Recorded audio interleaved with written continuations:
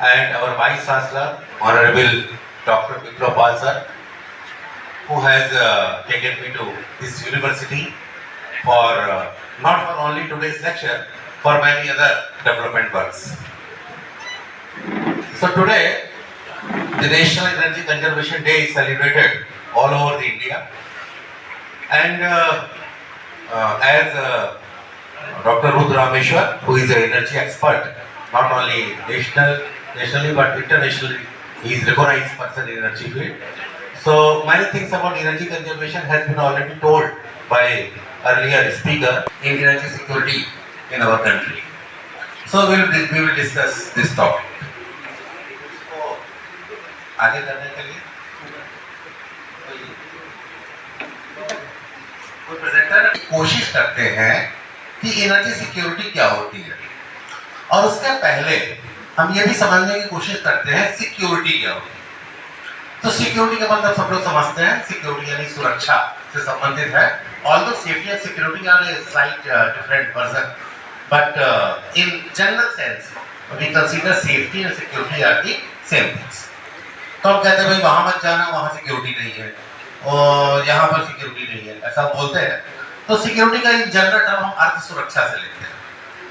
तो क्या हमारे देश में एनर्जी की सिक्योरिटी है कि नहीं है, ऊर्जा की सुरक्षा है कि नहीं है, एक तो ये प्रश्न है।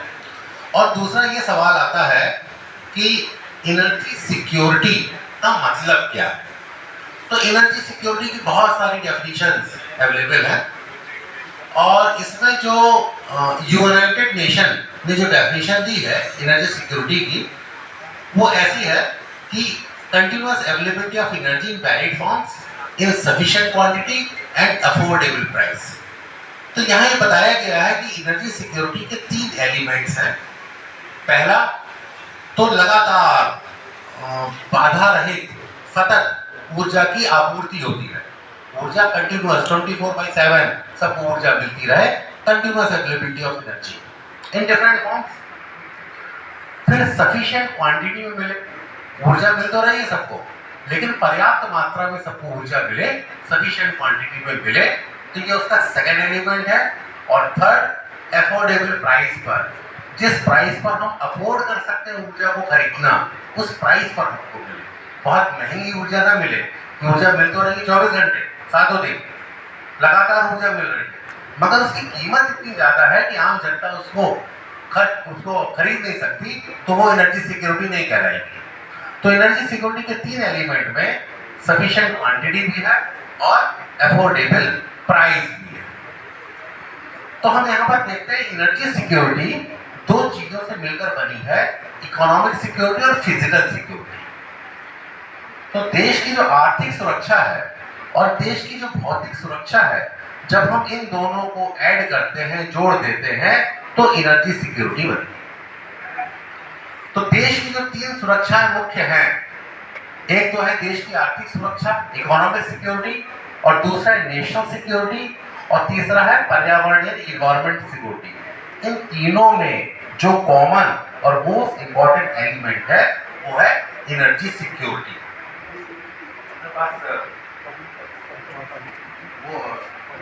तीन तरह की देश के समक्ष सुरक्षाएं हैं: देश की आर्थिक सुरक्षा, राष्ट्रीय सुरक्षा और पर्यावरणीय सुरक्षा।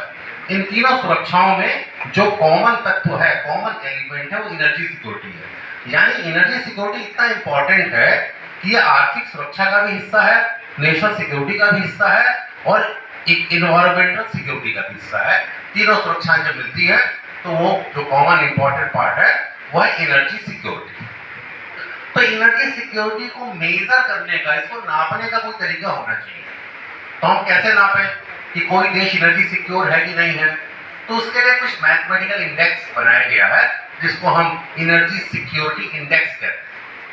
तो एक कोई मैथमेटिकल फॉर्मूला बनाया गया जिसमें कुल कितना प्रोडक्शन हो रहा है एनर्जी का divided by something demand equal to share, then ये सब जोड़ के कुछ मैथमेटिकल फार्मूला बना के हमने पता किया कि ये हमारा एनर्जी सिक्योरिटी इंडेक्स है। तो 2 तरह की हो सकती है एनर्जी सिक्योरिटी। एक शॉर्ट टर्म एनर्जी सिक्योरिटी कि कल जितनी बिजली की जरूरत है, या कल जितनी गैस की जरूरत है, या कल जितना पेट्रोल या डीजल की जरूरत है, उतना हमारे पास कल या परसों के लिए अवेलेबल है, that is short term energy security. लेकिन आगे आने वाले 15 साल, 20 साल, 25 साल बाद हमको देश में कितनी ऊर्जा की जरूरत पड़ने वाली है, वो ऊर्जा हमारे पास आएगी नहीं आ पाएगी उस समय, तो ये जो प्लानिंग हम करते हैं यह है हमारी शॉर्ट टर्म एनर्जी सिक्योरिटी। तो हमने क्या किया, एनर्जी सिक्योरिटी इंडेक्स निकाल दिया पूरे विश्व का, उस गणित का जो मैथमेटिक्स का फार्मूला था, और मैथमेटिक्स के फार्मूले से हमने पूरे विश्व के सभी देशों का एनर्जी सिक्योरिटी इंडेक्स निकाल दिया। अब यहां हम देखते हैं कि जो एनर्जी सिक्योर कंट्री है, जिनको ऊर्जा की सुरक्षा है, एनर्जी सिक्योरिटी डेफिनेशन जो हमने बनाई थी कि 24 घंटे सातों दिन ऊर्जा मिले और सफिशिएंट क्वांटिटी में मिले और सस्ते दामों पर मिले, तो वो टॉप जो कंट्रीज हैं वो हम देख रहे हैं, कुछ यूरोप की कंट्री, कुछ अमेरिका कंट्री, ये टॉप कंट्रीज हैं जो एनर्जी सिक्योर कंट्री है। और हमारा देश जो है इंडिया, ये आता है लो एनर्जी सिक्योरिटी कंट्री में, एकदम वेरी लो पे तो नहीं है, लेकिन लो एनर्जी सिक्योरिटी कंट्री में आता है।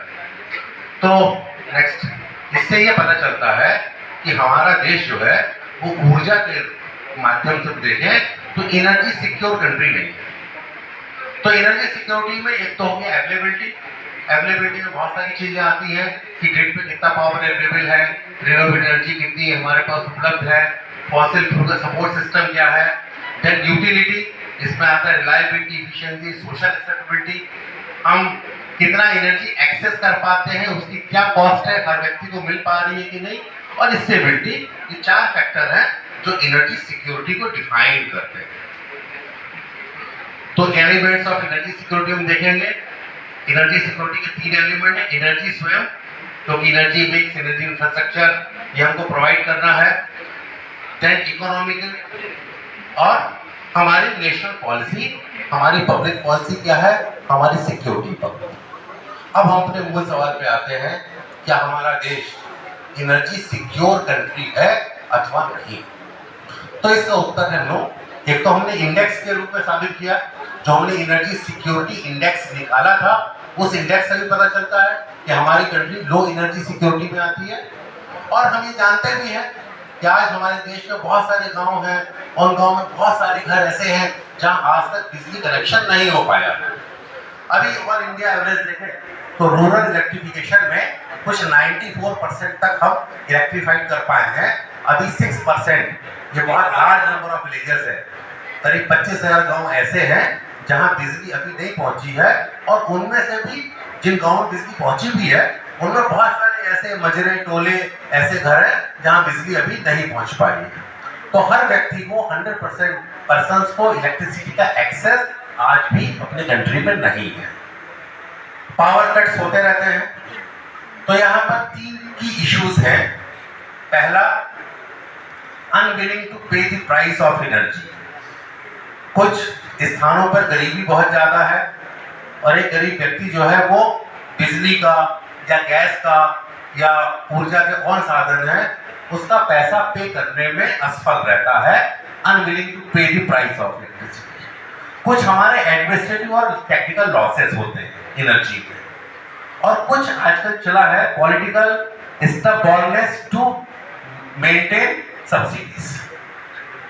देखिए, ऊर्जा जो है, ऊर्जा के उत्पादन में पैसा खर्च होता है, चाहे हम फॉसिल फ्यूल से करें, चाहे सोलर से करें, जहां से हम बिजली बनाएंगे, चाहे हाइड्रोथर्मल लगाएंगे, न्यूक्लियर पावर प्लांट लगाएंगे, सोलर लगाएंगे, सब में कैपिटल एक्सपेंडिचर भी है और day to day revenue expenditure भी है। तो जिस चीज में पैसा लगता है, बिजली को जनरेशन में पैसा खर्च होता है, करोड़ों रुपए का प्लांट लगता है, उसका बिजली के ट्रांसमिशन में पैसा लगता है, बिजली को घर घर तक पहुंचाने में डिस्ट्रीब्यूशन में पैसा लगता है। और होता यह है कि टाइम टू टाइम कई राज्य सरकारें फ्री इलेक्ट्रिसिटी की स्कीम निकालती हैं, जैसे राजस्थान में फ्री इलेक्ट्रिसिटी स्कीम, पंजाब में आया फ्री इलेक्ट्रिसिटी टू फार्मर्स, ठीक। यहाँ भी हम देखें तो आम आदमी पार्टी ने फ्री इलेक्ट्रिसिटी कर दिया। तो जैसे जैसे फ्री इलेक्ट्रिसिटी करते जाते हैं, वैसे वैसे क्या होता है कि बिजली की जो कंपनी है उसके ऊपर आर्थिक भार बहुत ज्यादा पड़ता है, वो कर्जे के बोझ से दबती जाती है। मध्य प्रदेश में भी मध्य प्रदेश मुख्यमंत्री बकाया बिजली बिल माफी स्कीम, बिजली बिल माफी योजना, ये सब बहुत सारी चीजें पॉलिटिकल एजेंडे के लिए चलाई जाती हैं। तो जैसे ही बिजली बिल माफी योजना होती है या फ्री इलेक्ट्रिसिटी दी जाती है, तो जो बिजली सप्लाई करने वाली कंपनी है उसके ऊपर आता जाता है, सब्सिडी का पैसा गवर्नमेंट से मिल नहीं पाता है और बिजली कंपनियां सारे घाटे में आती है। तो आज देश में लगभग 87 इलेक्ट्रिसिटी डिस्ट्रीब्यूशन कंपनी है, जिसमें से 83 या 84 डिस्ट्रीब्यूशन कंपनी लॉस में चल रही है। हर बिजली कंपनी के ऊपर हजारों करोड़ का लॉस चल रहा है। तो एक तो हमारी एनर्जी सिक्योरिटी में ये चीज बाधक है। नेक्स्ट है, इसके बाद देखेंगे जो क्रूड ऑयल का इंपोर्ट है वो बढ़ता जा रहा है। ठीक, हमको रशिया से, गल्फ कंट्री से, वेनेजुएला से, बहुत सारे देशों से हमको क्रूड ऑयल का इंपोर्ट करना पड़ता है। तो क्रूड ऑयल का इंपोर्ट देश में बढ़ता जा रहा है। नेक्स्ट, नेचुरल गैस या जो भी गैस, हम एलपीजी गैस है, हमारी पीएनजी गैस है, ये सारी गैसेस हम इंपोर्ट करते हैं। तो हमारी मैक्सिमम 80% जो गैस है वो आती है कतार से। तो 80% गैस कतार से आती है, नाइजीरिया से आती है, अल्जीरिया से, इजिप्ट से और रशिया से।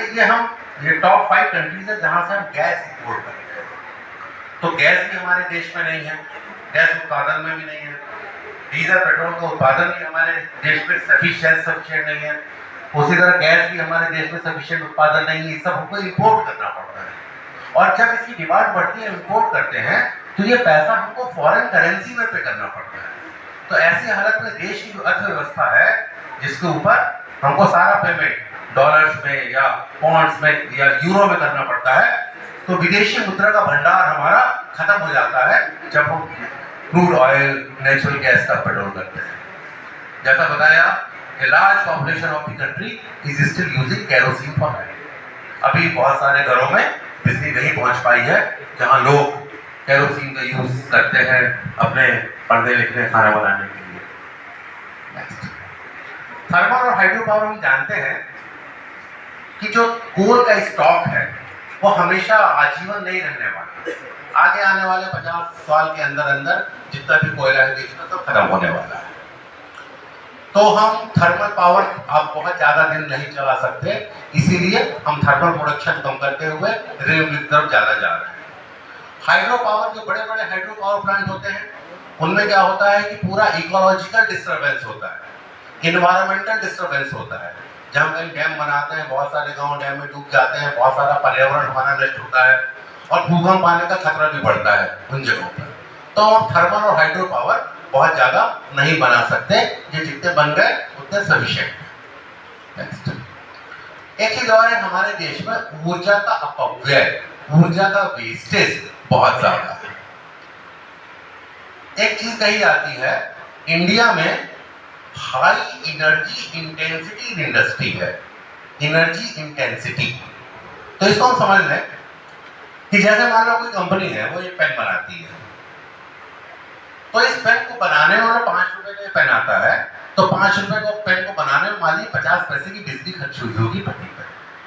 तो इसको हम बोलेंगे कि जो हमारी एनर्जी इंटेंसिटी है वो 50 पैसे डिवाइड बाय 5 रुपए। तो इंडिया में जो भी प्रोडक्शन हो रहा है, उस प्रोडक्शन में एनर्जी इंटेंसिटी बहुत ज्यादा है एज कंपेयर टू सब यूरोपियन एंड अमेरिकन कंट्री। तो अगर हमको 50 पैसे की बिजली एक पेन बनाने में लग रही है, तो दूसरे देशों में 10 पैसे या 5 पैसे की बिजली लग रही है। तो ऐसा क्यों हो रहा है कि हमारा जो मैन्युफैक्चरिंग प्रोसेस है वो इनएफिशिएंट है। हमारे मैन्युफैक्चरिंग प्रोसेस में inefficient Motors, compressor, drives, belt, conveyor, crusher, fan, blowers, ये जितनी भी मशीनें हमारी इंडस्ट्री में यूज हो रही हैं, तो उनमें से अधिकांश मशीनें हमारी जो दक्षता नहीं है, इनमें इनएफिशिएंट है। इनएफिशिएंट का मतलब ये होता है कि वो ज्यादा इलेक्ट्रिसिटी का ज्यादा कंजम्पशन करती है, ज्यादा बिजली खाती है, तब वो कम प्रोडक्शन देती है। तो एक बैक तो हमारे जितने भी एग्रीकल्चर पंप हैं, किसानों के जो भी पंप लगे हुए हैं, ये सारे पंप जो हैं ये इनएफिशिएंट है, ये सब आईएसआई मार्क नहीं है।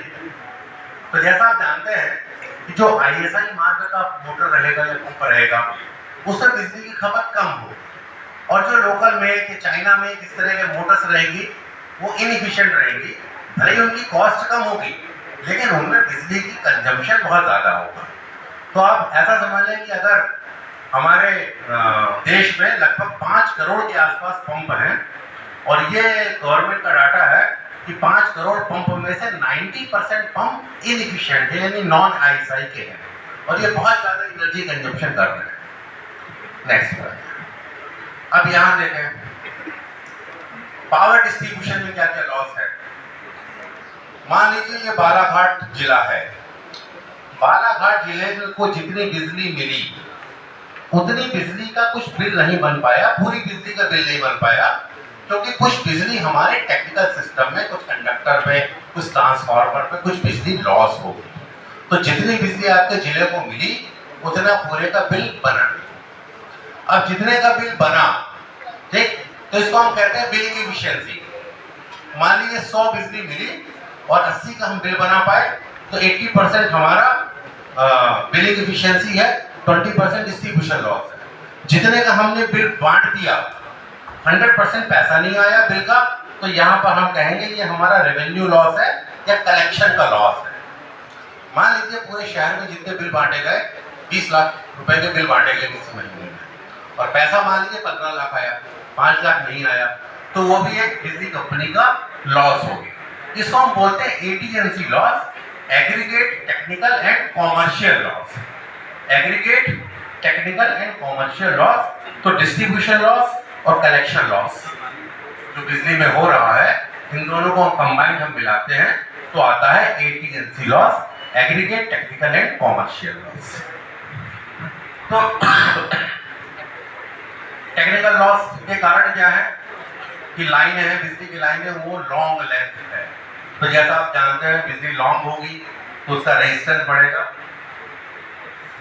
तो लॉन्ग लेंथ की लाइन है, तो लॉन्ग लेंथ है तो रेजिस्टेंस, तो जितना उसका रेजिस्टेंस बढ़ता जाएगा और बिजली की लाइनों में उतने लॉसेस होंगे। इसके बाद जो हमारे बिजली के तार हैं, कंडक्टर हैं, जब कभी लगाए गए थे तो मान लीजिए 100 एम्पियर कैपेसिटी के लगाए गए थे, आज उनमें 150 या 200 एम्पियर करंट चल रहा है, तो जितना करंट बढ़ेगा I2R I2 के प्रोपोर्शन हो जाएगा।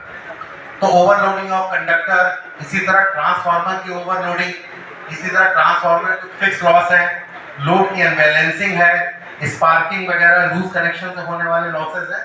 तो ये सब हमारे टेक्निकल लॉस के कारण हैं, और यहाँ पर उनका निदान है कैसे कर सकते हैं। बिजली की लाइनों को छोटा रखें, हाई एफिशिएंसी के ट्रांसफार्मर लगाएं, कंडक्टर जहां ओवरलोड हो रहा है वहां पर कंडक्टर रिप्लेसमेंट करें, हायर क्रॉस सेक्शन एरिया के कंडक्टर लगाएं, ठीक, लाइनों का मेंटेनेंस करें, लोड की बैलेंसिंग करें। तो these are remedy for the technical loss. इसी तरह कुछ कॉमर्शियल लॉस है, जैसे घरों में बिजली के मीटर लगे हैं, बहुत सारे मीटर खराब है, डिफेक्टिव में रीडिंग नहीं आती है, तो उनमें एवरेज के हिसाब से बिलिंग होती है। तो जिसकी एवरेज के हिसाब से बिलिंग होती है वो चाहता है कि हम ज्यादा से ज्यादा बिजली की खपत करें। तो मीटरिंग के कारण, अनमीटर्ड स्टॉप डिफेक्टिव मीटर के कारण बहुत सारे कॉमर्शियल लॉसेस होते हैं, गलत रीडिंग होती है, इसके कारण भी लॉसेस होते हैं, गलत बिलिंग होती है, गलत टैरिफ अप्लाई किया जाता है, बिजली की चोरी होती है, और कलेक्शन, हमारा कलेक्शन जो बिजली बिल का पैसा आता है कलेक्शन, वो भी पुअर है। तो ये सारे हैं जो टेक्निकल लॉसेस के कारण है। तो टेक्निकल लॉसेस और कॉमर्शियल लॉसेस, इन दोनों को जब हम कंबाइन करते हैं तो आता है ATNC losses, aggregate technical and commercial loss. अब गवर्नमेंट ने लागू किया एनर्जी कंजर्वेशन 2001, ये 14 दिसंबर को लागू हुआ था, इसलिए पूरे देश में 14 दिसंबर को नेशनल एनर्जी कंजर्वेशन डे मनाया जाता है। इस एक्ट में बहुत सारी बातें बताई गई है कि बिजली का वेस्टेज नहीं होना चाहिए। नेक्स्ट आ जाए। जितने भी उद्योग हैं, हर बड़े बड़े उद्योग को अपनी एनर्जी ऑडिट करानी है, ऐसा इस एक्ट में कहा गया है कि सारी इंडस्ट्रीज वो अपनी एनर्जी ऑडिट कराएंगे। जब एनर्जी ऑडिट कराते हैं कोई इंडस्ट्री, तो उनको समझ में आता है कि इंडस्ट्री के किस किस पॉकेट में कहां पर हमारे बिजली का ज्यादा लॉस हो रहा है, कहां पर ऊर्जा हमारी लॉस हो रही है, वो चीज एनर्जी ऑडिट में पकड़ में आ जाती है। इसी तरह इस सेक्टर में कहा गया है कि जो भी बड़ी बड़ी बिल्डिंग बनेगी, चाहे वो डीबी मॉल हो, शॉपिंग मॉल हो, ठीक, हर बिल्डिंग जिसका कनेक्टेड लोड 500 किलोवाट से ज्यादा है, वो हर बिल्डिंग एनसीबीसी ईसीबीसी के अनुसार चलेगी, एनर्जी कंजर्वेशन बिल्डिंग कोड। तो गवर्नमेंट ने एक लागू किया है ईसीबीसी, एनर्जी कंजर्वेशन बिल्डिंग कोड, कि जो भी बड़ी बिल्डिंग बनेगी, मॉल वगैरह होंगे या बड़े कॉम्प्लेक्स होंगे, कॉमर्शियल कॉम्प्लेक्स, तो वो सब ईसीबीसी के अकॉर्डिंग बनेंगे। तो कानून में तो है ये, लेकिन भले इसका पालन नहीं हो पा रहा, लेकिन कानून में ही है। तो हम यहाँ भी देखते हैं कि इंडिया को कंपेयर करें हम दूसरी कंट्री से, तो शॉपिंग मॉल्स में भी हमारा बिजली का इलेक्ट्रिसिटी कंजम्पशन बहुत ज्यादा है as compare to other countries. Next वाला, तो energy security, need for the pragmatic policy, इसके लिए कुछ पॉलिसी बनाई जानी चाहिए। और ये हम जानते हैं कि जो ब्यूरो ऑफ एनर्जी एफिशिएंसी है, ये सभी इक्विपमेंट की स्टार रेटिंग देता है। जैसे आपका एसी लगा हुआ है, ये 3 स्टार रेटिंग का एसी, तो जितनी ज्यादा स्टार रेटिंग होगी उसमें पावर कंजम्पशन उतना कम होगा और वो एनर्जी एफिशिएंट ज्यादा रहेगा, मगर उसकी इनिशियल कॉस्ट ज्यादा है, इनिशियल प्राइस उसकी ज्यादा आएगी। तो हमेशा एनर्जी एफिशिएंट कंट्री बना सकते हैं। इसमें आप देखें, हम एनर्जी एफिशिएंट पंप का इस्तेमाल करें, हम टीयूडी मीटरिंग करें, हम रिन्यूएबल एनर्जी जनरेशन को बढ़ाएं, इलेक्ट्रिक व्हीकल और चार्जिंग स्टेशन अधिक से अधिक कंट्री में होना चाहिए, और हम जो हमने अभी बताया aggregate technical and commercial losses, इस लॉसेस को हम रिड्यूस करें, इसको हम कम से कम करें। So this is all about the energy security in India. तो इसके बारे में कोई